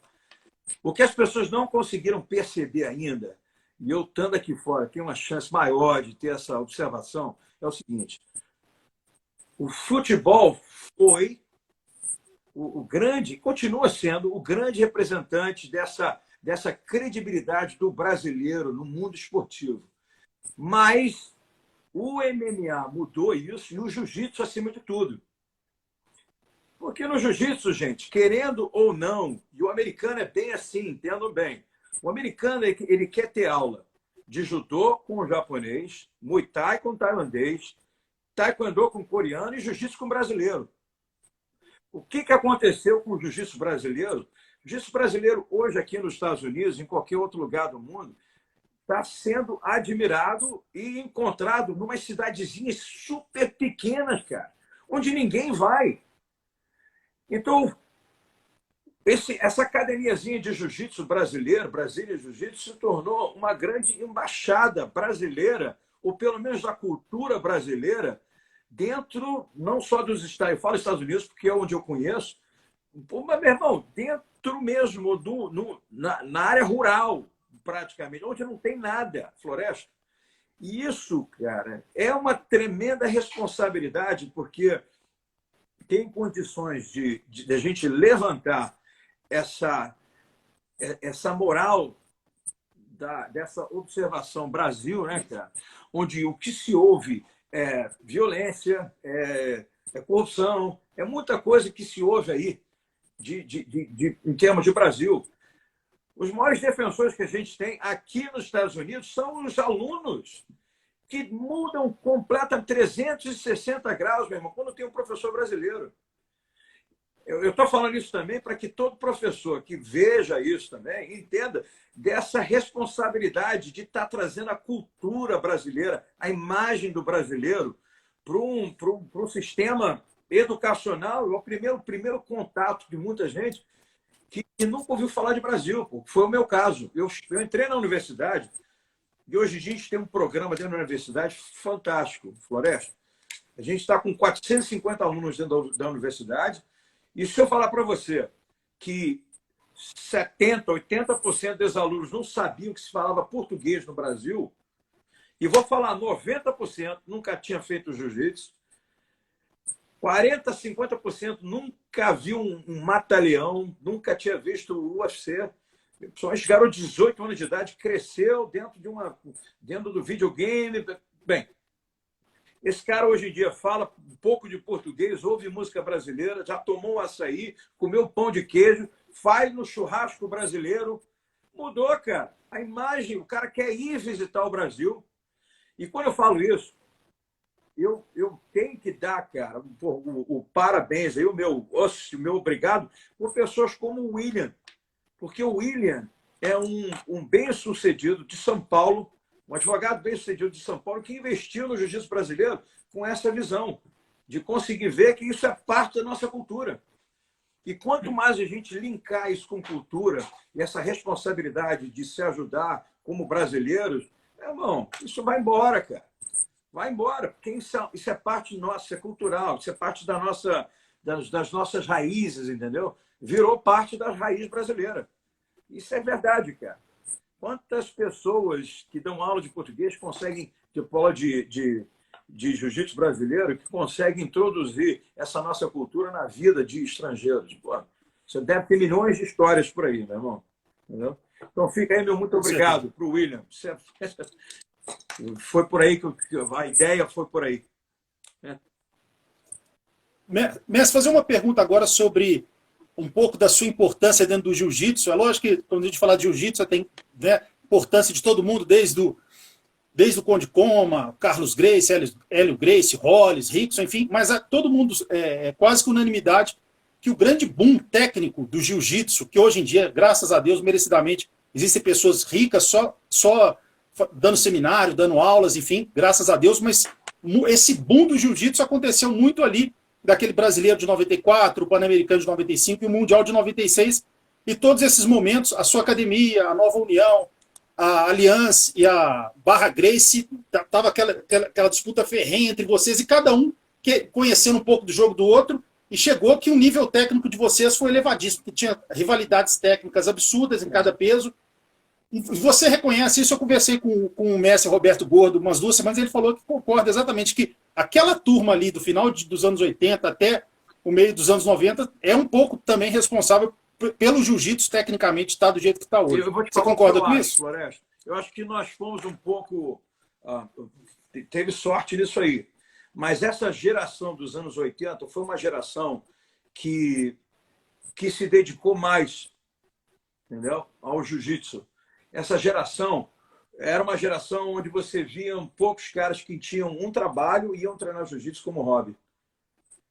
Essa geração foi uma geração que realmente botou o chapéu, mudou a coisa, por alguns motivos também. Não pode deixar de dizer que essa mudança veio também porque o Vale Tudo surgiu, essa importância do Vale Tudo de 91, onde o jiu-jitsu lutou contra a luta livre e foi transmitida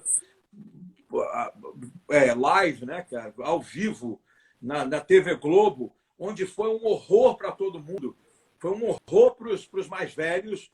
Isso é briga de galo, briga de ser humano, isso é coisa de maluco, coisa de cafajeste, blá, blá, blá. Mas cada adolescente daquela época começou a fazer jiu-jitsu por causa disso. Entendeu? E em 91 teve o Vale Tudo, depois disso, em 93 veio o UFC. Então, essa geração também é uma geração que saiu dessa necessidade de trabalhar num emprego durante o dia e treinar à noite. Entendeu? Até o 91 mesmo teve uma transformação, Floresta, lá na Academia do Castro. Foi o seguinte, foi uma das primeiras vezes que, ao meio-dia, começou a ter um treino de vale tudo, que o Carson era o head coach do time de jiu-jitsu contra a luta livre, né? E ele botava o pessoal para ir treinar meio-dia. E, na época, muita gente trabalhava e à noite ia treinar. E você tinha alto nível de competidores na Academia do Castro, mas que treinaram durante o dia e à noite iam treinar, competir no final de semana. Mas não podia deixar de dizer que teve uma transformação, pelo menos na nossa academia, com a Mauri, com o Valide, com o Bebel, com o Murilo, com uma galera nessa época dos anos 80, onde esse pessoal se dedicava completamente à competição. E é uma pessoa que se dedicou, Della Riva. Tem tanta gente ali, cara, que é difícil até de dizer, entendeu?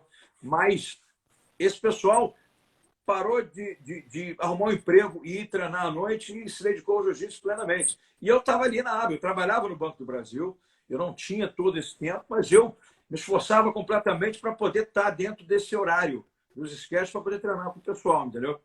Eu sei que eu acho que eu fui muito agraciado com sorte também. de estar no lugar certo, na hora certa.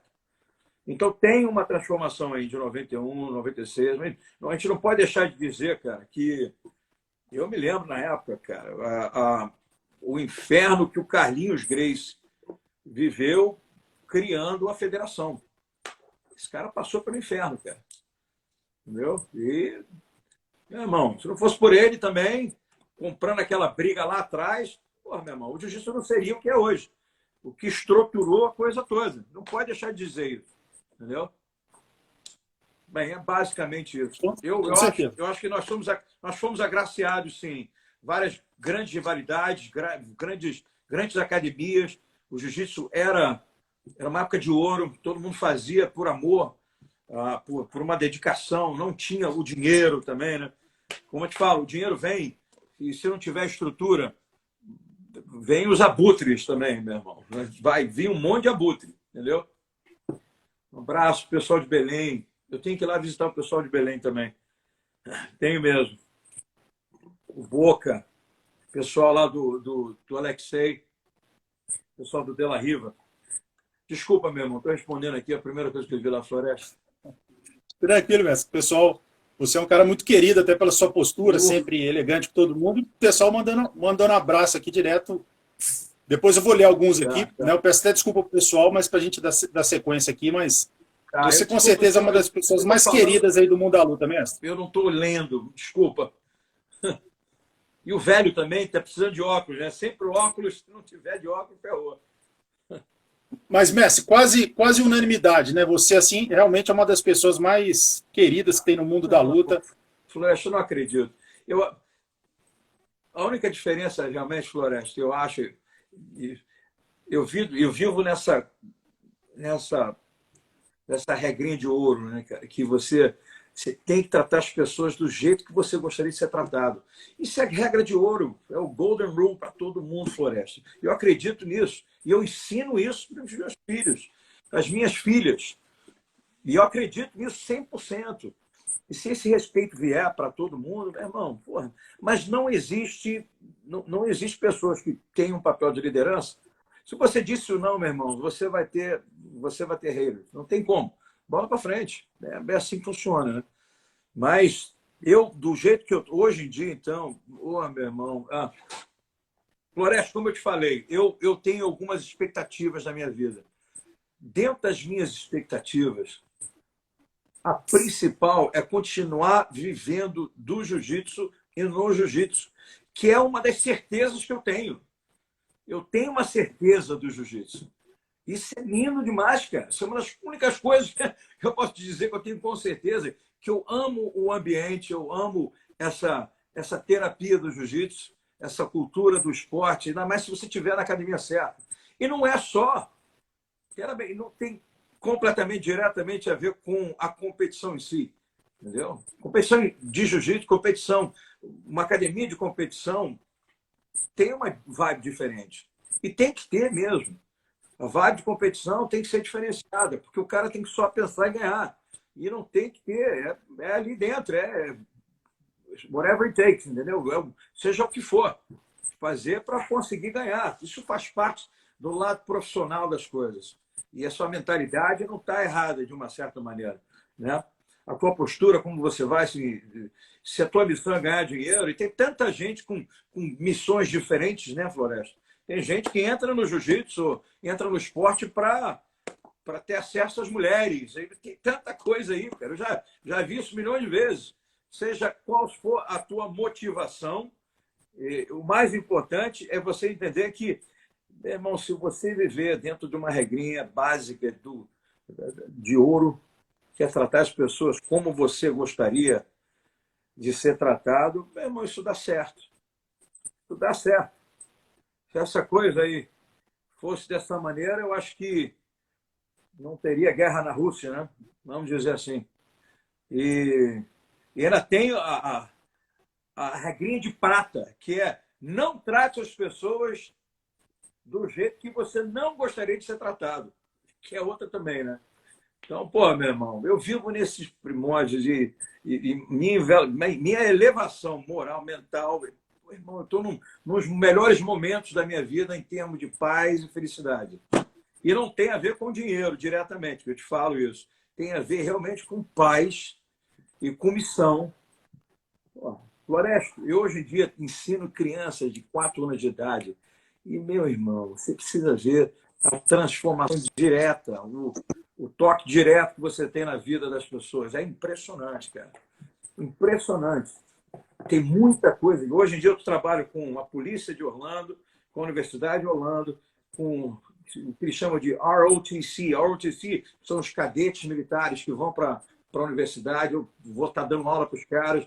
Então, tem todo um âmbito do esporte que conseguiu ver a necessidade desse esporte como uma referência de coisa boa.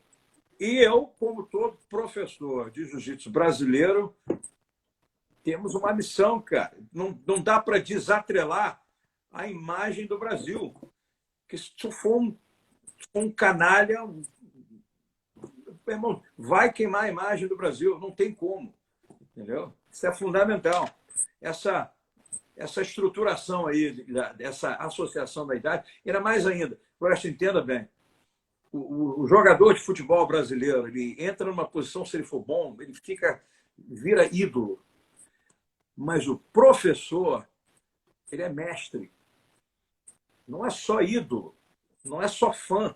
Esse cara está proporcionando um caminho, e se ele for mentor, como o Carson for, ele vai estar abrindo portas na vida de pessoas que vão... Porra, cara, é isso aí. Eu quero isso aí para a minha vida, entendeu? Não quero ser um milionário, eu quero alimento. Como eu posso dizer que eu sinto hoje em dia. E eu vejo isso, porque eu ensino crianças, cara, de várias idades. E eu vim, como um dos poucos, eu vim de um passado de ensinar atletas de alto nível. E é 360 mesmo, de uma certa maneira, né? 360, a missão é diferente, entendeu? Mas de novo, a certeza o que fica é que, né, irmão, eu quero fazer isso até cair babando no tatame. É isso aí, por aí mesmo. Mestre, fazer duas perguntas em uma agora, aproveitar uma pergunta que a Ana Carneiro mandou há pouco tempo atrás. Ela perguntou sobre você. A gente já sabe de algumas lutas de submission, história que você fez. Aquela última com o Zé Mário, que a gente se lembra, foi um grande clássico, uma luta muito, muito parelha entre vocês dois. Se você está propenso ainda a fazer alguma luta de submission, alguma luta casada, masters, alguma coisa. E a outra pergunta é: você já falou do seu atual trabalho, que está te dando um prazer muito grande com as crianças, com a polícia. Se você está aberto também a algum lutador, que você participe de algum camp dele, ou não é o seu foco? Não, eu posso dizer que, com certeza, eu estou fora do MMA. Isso é com certeza.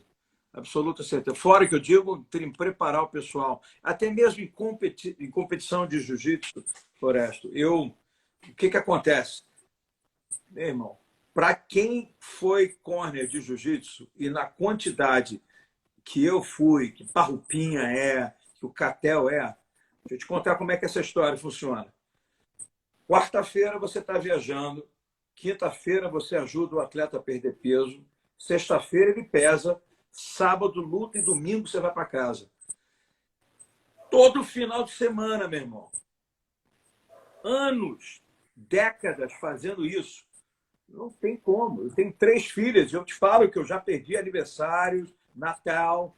Teve uma época que no Japão, Natal e Ano Novo são 2 épocas importantíssimas. Eram épocas importantíssimas para os eventos. Onde tinha o K1 Dynamite, que tinha o Pride, tinha vários eventos enormes lá. Quantos finais de ano eu já passei no Japão? Para quem sabe disso, para quem tem filho, meu irmão, isso entendeu? Isso é uma loucura. E eu já passei aniversários meus, já passei aniversário de filhos, de família. Chega uma hora que você fala, não. Eu tenho certeza, eu já passei por essa fase da minha vida, já conquistei o que tinha que conquistar nessa época. Então, isso não é uma das missões minhas mais, não. Entendeu, Febo? Floresta. Não é mesmo. E quanto à competição, meu irmão, não sei, acho que não. Ah, eu tenho tantos problemas hoje em dia. Eu tenho 3 operações para fazer. Tem uma no joelho, uma na cervical, eu tenho 7 hérnias de disco, e uma no braço, que eu rompi o bíceps aqui, tá vendo isso aqui? Rompi o antebraço e rompi o bíceps. Aí eu tenho que operar esse monte de coisa que a gente vai deixando. Então, eu estou um caco. Isso foi tudo fruto de um monte de baboseira que a gente não sabia na época também como administrar. Mas eu sei uma coisa, eu sou 880. Quando eu estou concentrado, concentração total. Entendeu? E vou por aí. Eu não sei o que a vida Eu vivo hoje em dia, não vivo amanhã, não. E é isso mesmo. Mestre, fazer agora a pergunta final, mas Tá. não tem muito a ver com jiu-jitsu, enfim, mas tem 100% a ver com a sua vida, que é uma das lições que eu acho mais bonita, né, que eu sempre vejo na sua página, o seu amor por ela. Você tem 3 filhos, 3 filhas, né, uma delas é a Bela. Eu acho muito bacana a relação de carinho que você tem por ela, e uma frase sua me marcou bastante, que mostra a sua sensibilidade. E, lógico, sua filha, o amor por ela, é uma garota linda, especial, muito sensível, brilhante no que ela faz. A gente vê ela cantando e tudo com muito talento. Mas uma vez alguém fez uma pergunta sobre ela, aí você falou assim, acho que foi mais ou menos isso: a Bela, ela não enxerga o mundo, mas o vê com olhos bastante otimistas. Eu achei muito bacana o jeito que você falou. Quais são as lições que ela sempre que ela te dá diariamente? Enfim, fala um pouco sobre isso. Então, milhões de coisas. Para quem tem filho deficiente visual, primeiro, consegue entender que deficiente visual tem um problema grande em relação a, a, a não ter muito contato com o mundo. Se não fosse por esse desenvolvimento tecnológico de hoje em dia, Floresta, o deficiente visual ele tem um problema sério em se locomover. Porque se você larga um deficiente visual num lugar, ele não sabe, não tem noção da direção, o que tomar. Bem, eu estou falando isso, mas não põe isso em categoria também, não. Essa é as grandes surpresas que eu tenho com a Bela. A Bela está sempre me surpreendendo quando eu penso nessa minha visão de pessoa que consegue enxergar. Meu, como é que é impossível ela fazer isso? Ela vai e faz. E eu parei de conseguir enxergar com os meus olhos para tentar aceitar que ela tem uma visão diferente da vida que nós temos. Uma coisa acontece muito, que é uma coisa linda em comparação, meu irmão, é que ela realmente não vê a aparência das pessoas. E eu falo isso por quê? Porque a primeira coisa que você vê, Floresta, não é se você é judeu ou se você é homossexual. Não, a primeira coisa que você vê numa pessoa é a cor da pele. E você faz as suas assunções ali, entendeu? Você consegue, pô. E é o tipo de coisa que te ajuda a entender que essas tuas concepções são imaturas, são forçadas de uma certa maneira dentro de uma sociedade que vive ou num racismo ou numa concepção. E a Bela, cara, me ensina tanto em relação a isso, a conseguir fazer com que a coisa... Meu irmão, põe um papel na frente aqui, cara. Não veja a pessoa em si, entendeu? Tenta enxergar o conteúdo interno, que é uma coisa que você não consegue. Se você enxerga, você não pensa dessa maneira. Mas isso vai te dar, dos dois lados, uma percepção tão maior, cara, entendeu? Muito grande, porque às vezes você vê uma pessoa que você vai ter total carinho por essa pessoa fisicamente, carinho que eu digo, uma senhora velhinha, e você não sabe que até mesmo essa pessoa tem um passado, você só se tornou mais velha.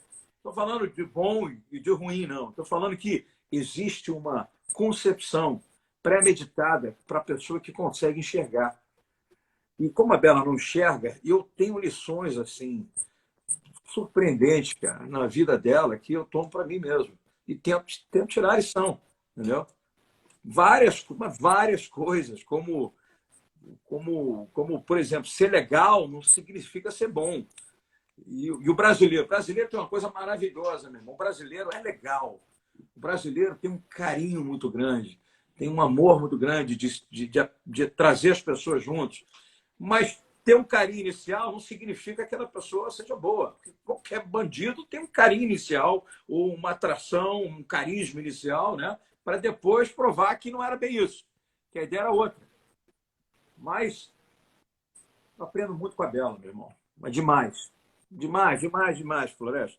E esse sentimento por ela não é só em relação a pai e filho, não. É uma relação de um orgulho muito grande por estar criando uma pessoa que eu acho que vai ser uma pessoa boa, com uma tremenda cabeça de bom senso, entendeu, cara?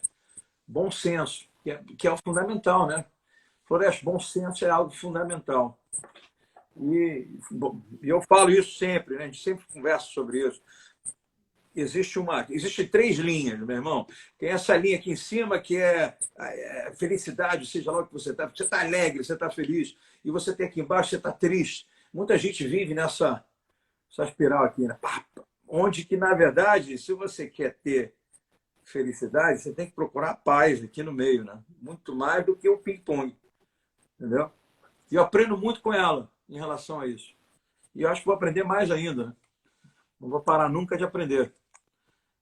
Então, eu posso te dizer que eu sou um afortunado, meu irmão. Eu vejo isso com todo um carinho. Entendeu? Ô, Santiago, eu vejo uma bênção, não só pela Bela, mas também pelo jiu-jitsu em si, cara. Pô, o jiu-jitsu te ensina a perder. Eu passei por esse momento todo da Bela, Floresta. Foi com conhecimento de jiu-jitsu, cara. De aprender a perder, mas não ser um perdedor, entendeu? Porque vida que segue. Bola para frente. Perdeu uma, perdeu a competição, você tem que voltar no dia seguinte. O segredo de tudo, meu irmão, é bater o ponto no dia seguinte. Então tá feliz, tá super. Tem sempre um idiota falando contigo, né? Não tem como. Tem aquele idiotinha sempre vai existir, meu irmão. Sempre. Antes de competição, antes de aquelas dúvidas, aquele bullying, sempre vai existir. A diferença é que quando você começa a não ouvir, não é não ouvir. Você sabe que você começa a aceitar, meu irmão, mas não ouve. Bola para frente, faz o que você acredita, faz o que você tem como hábito. Então, voltar no dia seguinte é fundamental, meu irmão, para tudo. Até mesmo, pô, o cara que tem esse lance, minha vida acabou por causa disso, por relacionamento, por trabalho, por acidente que a vida causa, meu irmão, bola para frente. Você tem que dar de uma certa maneira, você tem que aceitar um poder superior e vida que segue. Vamos lá. É isso que eu chamo de aprender a perder, mas não aprender a aprender, né, cara? Porque não é sem perder, não. É perder se você desistir. Desiste, você perde. Não desiste, vai ter um final. Entendeu? Pode ser melhor ou pior, mas você não tem condição de saber disso. Só tem condição de fazer uma coisa, meu irmão. Volta no dia seguinte, bate o ponto. Isso aqui é o fundamental. É o segredo de sucesso para qualquer coisa, Floresta. Bate o ponto e volta no dia seguinte. Entendeu? Tá triste por alguma coisa que aconteceu, brigou com a namorada, o trabalho está uma merda. Meu irmão, volta no dia seguinte. E volta no dia seguinte. E volta no dia seguinte. E volta no dia seguinte. Você pode ter certeza que vai melhorar. Uma hora melhora. Né? Então é isso, meu irmão. Sabe as palavras, mas por isso que eu gosto muito de você. A gente conversa em boxe, você sempre foi bastante respeitoso comigo, com o canal MMA Debate. Você é um dos que eu encho a boca para chamar de mestre mesmo. Porque o mestre não é só a parte do talento, de saber passar posições, é uma postura de vida, e você é um que a gente pode chamar de mestre. E novamente, obrigado, uma honra você ter cedido seu tempo para conversar comigo, meu irmão. Pô, mestre nada, que eu sou aprendiz. Uma coisa que eu te falo, Floresta, eu sempre falei, e é verdade, o pessoal que está assistindo agora. Floresta é o tipo de cara que só te liga quando precisa de algo. Muitas vezes, Floresta, muitas vezes, você mandando notícias e perguntando como eu tô, por nada, cara. E não de nada, só no carinho mesmo, só no efeito. Isso mostra o caráter da pessoa, né, meu irmão? Pode contar comigo para qualquer coisa, como eu te falei, Floresta. Eu estou aqui no que eu puder ajudar, na minha opinião. A única coisa que eu posso te dizer é que, em relação ao jiu-jitsu em si, o esporte funciona para mim, meu irmão. É parte do meu estilo de vida e da minha terapia. E, se Deus quiser, um dia eu morro dentro dos tatames. E é isso que eu quero, entendeu? É por aí.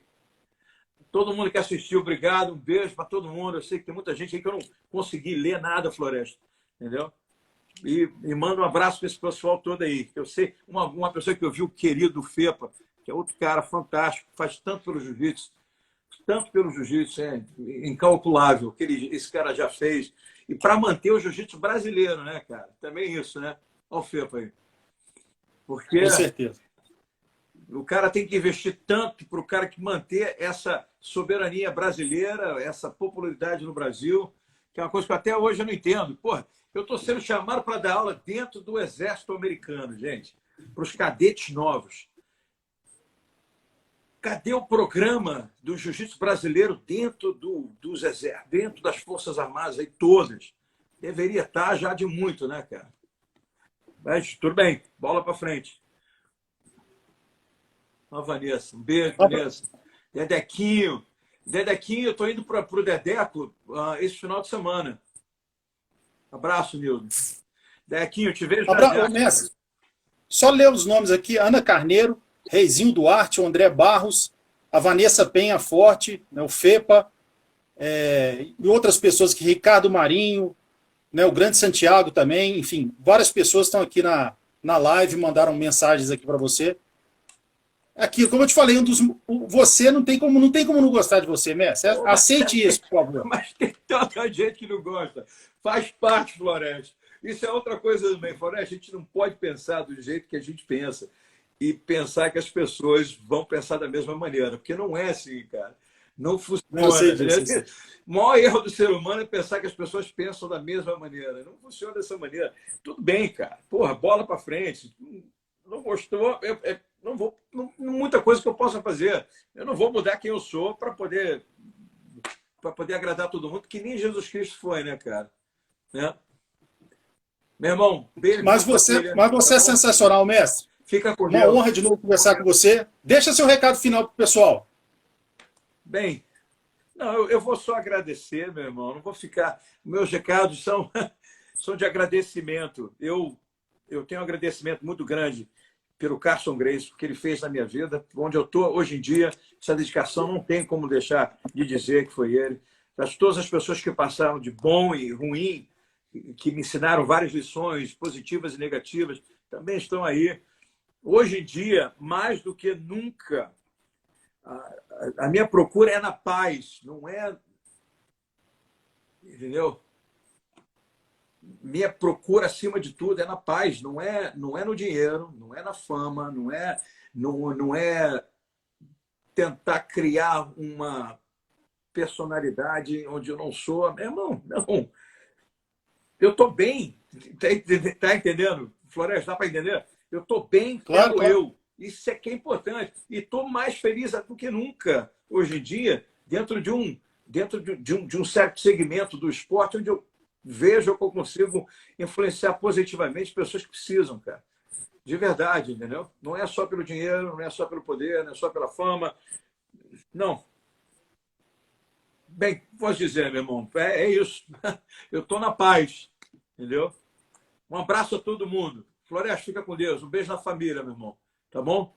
Um abraço, meu irmão. Um abraço, pessoal. Vou deixar essa live salva aqui no IGTV do @MMA Debate Oficial. E quinta-feira eu vou colocá-la junto com a primeira parte no canal MMA Debate no YouTube. Um abraço para todos vocês. Beijo, Rezinho. Beijo, Vanessa.